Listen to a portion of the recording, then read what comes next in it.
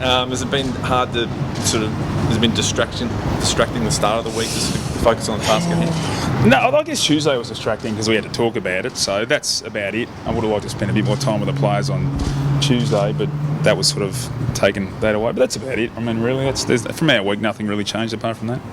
How have the guys responded after last weekend? Oh, really good. It's funny, I just see a different steel in the group now, and it's good. And that's what happens sometimes when a group gets challenged and talked about from different sources, and it can often do two things. It can give you that much to spare, you stop trying, or it actually galvanises a group. So I've seen some good signs, but we'll find out this week. I guess there's been a few times this year where people come out and spoken pretty harshly about the guys that haven't totally responded.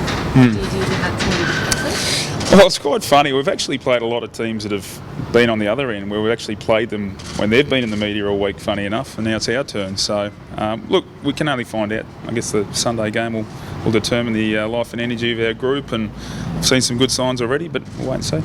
Is this the most winnable game so far this year? Leppa, given Carlton are very much out of form, and is this your best chance so far to get a win on the board? Look, no, you don't go into games. You respect every opposition, every team. I mean, you look at the ladder every year, and you give yourself a reason why you can win every game. And you talk your team up and what we can do to beat them, and you hope that the result goes your way. And I don't think this week's any different. I mean, last week I was thinking this is the week, and the week before this is the week, and I'm thinking the same thing again. So, and I think our group's the same. We just have to make sure we put it in action now.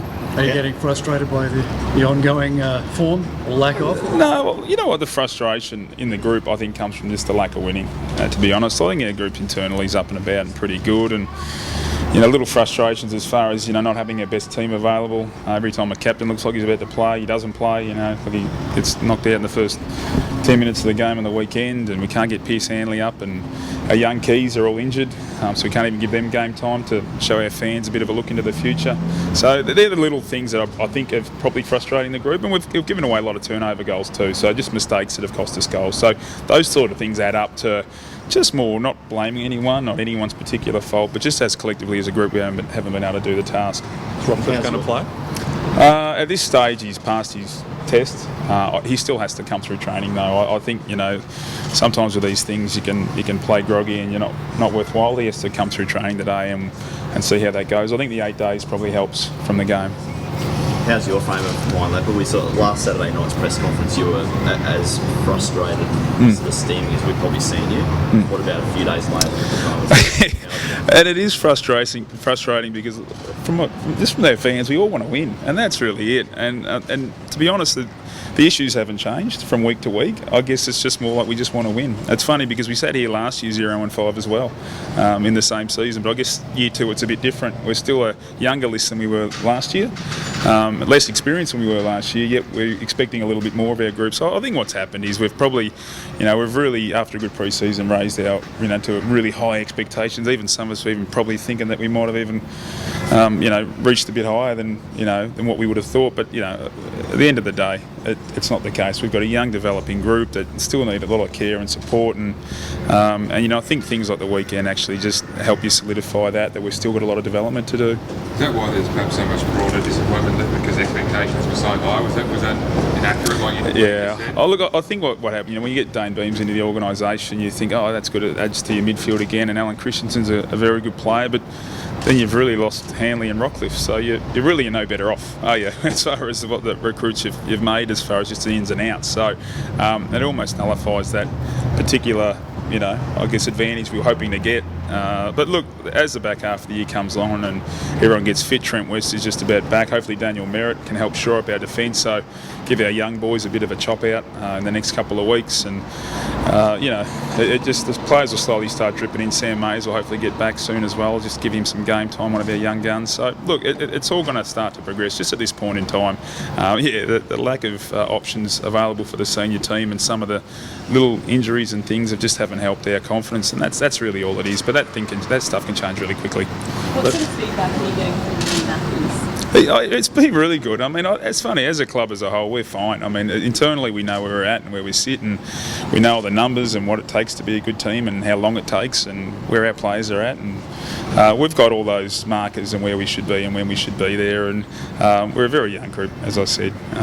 It's just a matter of us being patient. I might have said this last year. It's a patient job for an impatient man, and I think that's just what happened last week. You know, I'm impatient. I want things to happen tomorrow, like our fans, like our players. But you know, you can't throw a 25-year-old body and mind on a 20-year-old boy, and we just have to realise that, and I have to realise that too, and just make sure we coach the boys well.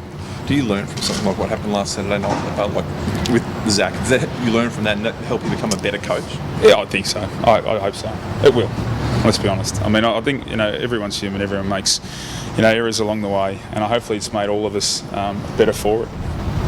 Leppa, Jason McNamara said earlier in the week he thought Alan Christensen and Josh Green looked out of shape and overweight. What do you think of that? Oh, it's disappointing. I mean, I don't know how Jason would have looked in the white jumper a few years ago, to be perfectly honest.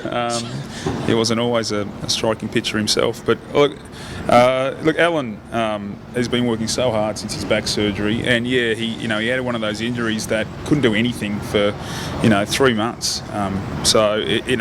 He knows he's on a slow cycle back, and he's been dropping weight every week, for about 3 months now. So look, that he's very conscious of it, but he's actually in good shape. I think that, as I said, that jumper doesn't suit Alan. He's not naturally muscular type anyway. So look, those comments don't help. That's for sure, the playing group, but maybe it will still them, those two boys. I mean, Josh is fine. He's actually put on a lot of weight per se. Once again, he's not the body type that's ripped. He's just a big solid boy, and that's just what it is. And not every, so lots of players in the competition that aren't ripped to the hilt. Our captain himself isn't ripped either, is he? So he hasn't got a six-pack, so that just happens. I mean, some players naturally can get it. I could never get it, Michael, actually, when I played. I struggled, so but others aren't. But look, it's not helpful. Hopefully it inspires the boys to perform well. But yeah, not overly accurate. We've got their markers and we're happy where they're at. What about your CEO sort of going on radio saying Tim's smart, watchable, that's going to trickle down? Or? Look, I think that was a bit of a cut and paste job, that particular one. I mean, Greg, I think, responded to the comment, why would you watch? And he said, fair point.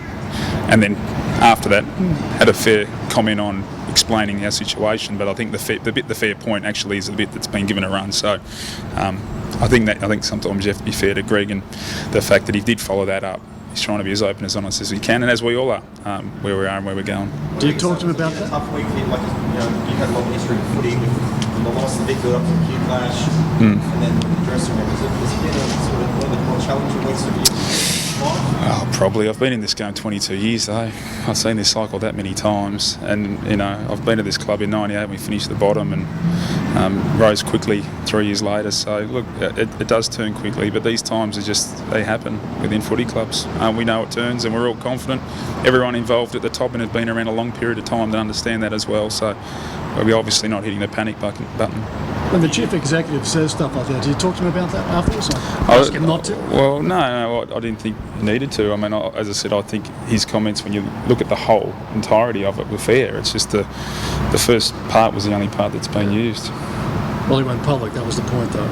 Yeah, maybe he's trying to distract people from me. Who knows? Have you used some of your experience going through tough times as a player to try and survive the whether it can turn around?